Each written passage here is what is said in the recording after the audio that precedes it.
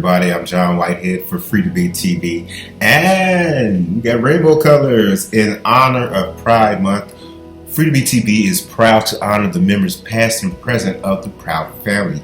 Today we're going to take a look at James Baldwin. James Baldwin is very well known during the civil rights movement. He grew up in Harlem, New York. And did you know that from the ages of 14 to 17 that he was a minister? But he would eventually leave the pulpit after becoming disillusioned by Christianity, even though religion would continue to be a major theme in his work throughout his life. Another little known fact about James Baldwin is that he was a student of noted Harlem Renaissance poet Countee Cullen. Cullen, whose book poetry, he wrote a book of poetry, it was called Colors, was a touchstone in the Harlem Renaissance movement. He worked as a French teacher at Frederick Douglass Middle School, and Baldwin was a student there. So James was exposed to a lot of great writers. Just recently, The Atlantic named James Baldwin's essay, The Devil Finds Work, as one of the most powerful pieces of film criticism ever written. He also was a noted film critic, and he talked about the politics of American cinema.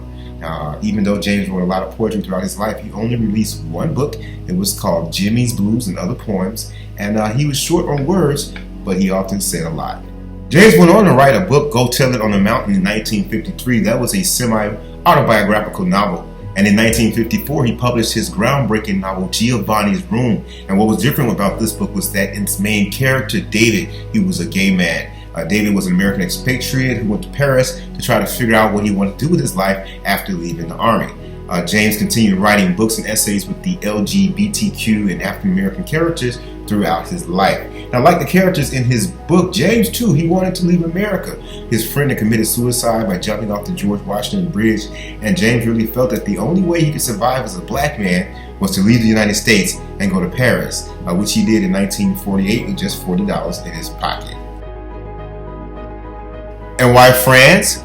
Well, Baldwin said that it wasn't so much a matter of choosing France, it was a matter of getting out of America. I didn't know what was going to happen to me in France, but I knew what was going to happen to me in New York.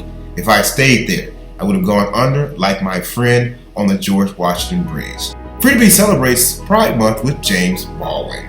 There'll be more people to follow, past and present, right here on Free to Be TV. I'm John Whitehead. Thank you for watching.